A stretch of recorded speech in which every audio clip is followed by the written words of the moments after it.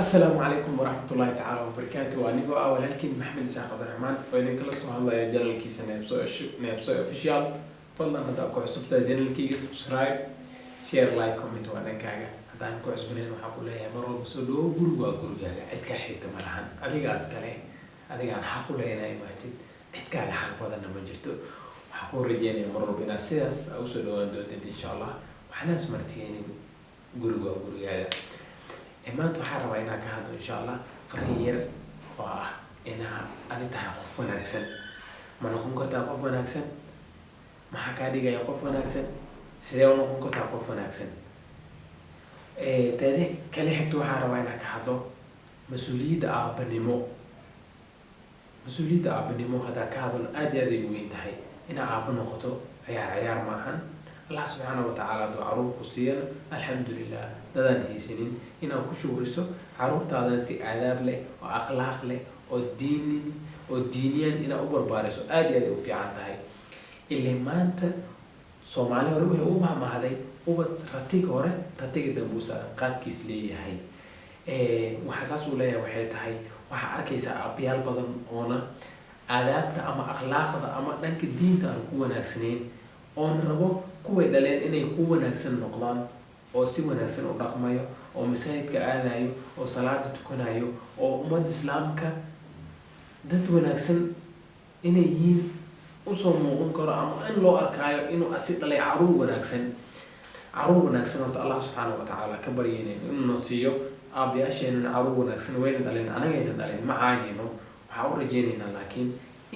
inaynu bari doonaan diinta islaamka ay si wanaagsan inoo barbaarin doonaan insha Allah haduu Ilaahay yiraahdo anagana kuwa dhalay doono oo Ilaahay na siin doono bari haduu Ilaahay yiraahdo insha Allah waxa ka baryeynaa Ilaahay subhanahu wa ta'ala inay noqon doonaan kuwa dalkoodii diintooda insha Allah ku wanaagsan ku noqon doono dad sharafan oo Ilaahay agtiisana magac ka yeelan doono inay noqon doonaan marka waxay tahay su'aashiis weydiinta mudan waxay tahay adiga ma tahay qof wanaagsan marka adiga wanaagsan tahay aaba fiican tahay aaba diin leh tahay aaba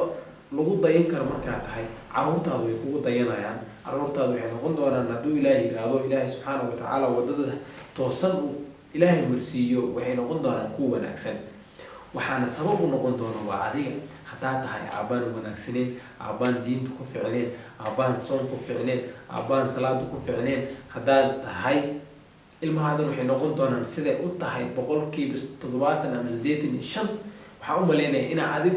kugu dayan doonaan ay noqon doonaan haddii salaada markii la aadamo aan leedahay kaca caruurteedii oo masaajidkaan aadaynay salaada soo tukanayna haddaa dhehaysid waxaa u maleynaya beri inuu noqon doono asina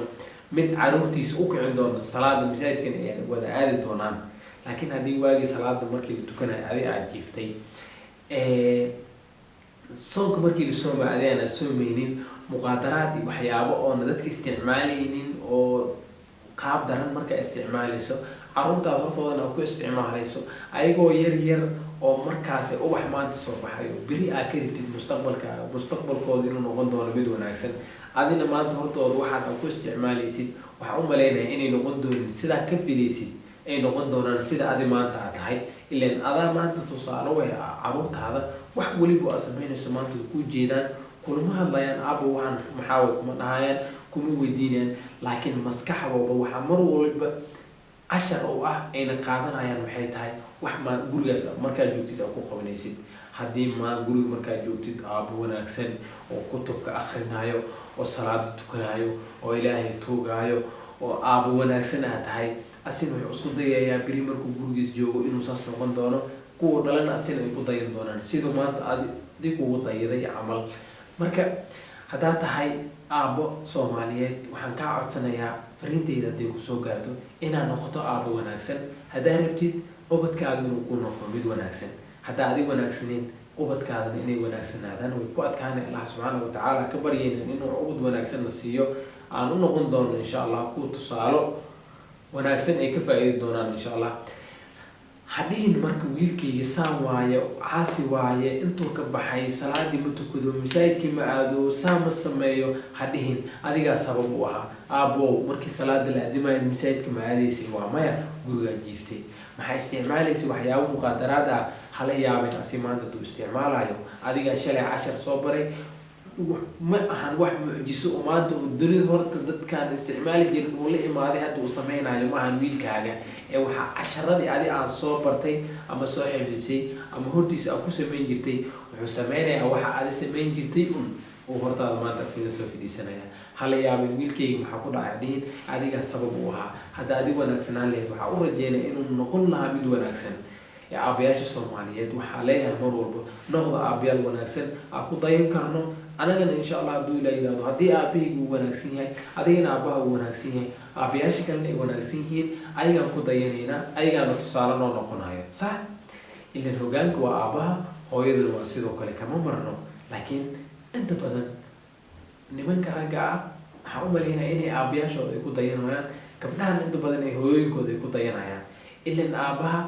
waa shaqadii ragga uu qaban lahaa uu qabanaya maamadan waxay qabanaysaa inkastoo hooyo laga maarmin shaqo walba ay qabanayso wax walibana ubadkeeda inay u qabata ay diyaar u tahay laakiin haddii la dhaha gabar iyo wiil aabaha wuxuu inta badan wiilasha raaco gabdhahan hooyaday raacaan ilaan dumar iyo raggaa la keliya soomahan haddaa rabtid inaad noqotid aabo wanaagsan noqo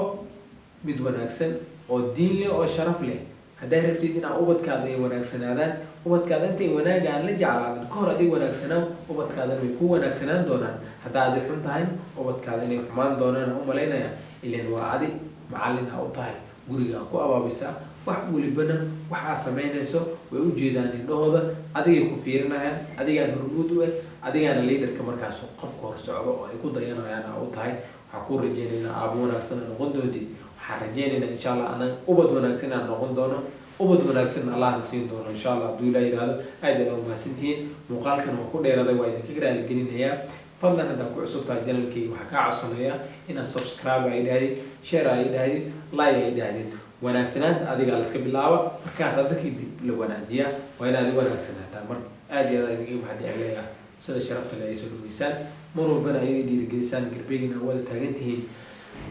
waxaan ka raali gelinayaa tan kale waxay tahay codka xoogaa yar ka xabeebsanahay hergeba yar haayo marka insha Allah sin Allah caafiyo maskiinka waa caafimaad doona hadduu Ilaahay yiraahdo hadda maxaan uusan xoogaa yar shucuurta iska bedelin ma ogi marka aad iyo aad u mahadsantihiin sidaas ayaa nabadgelyo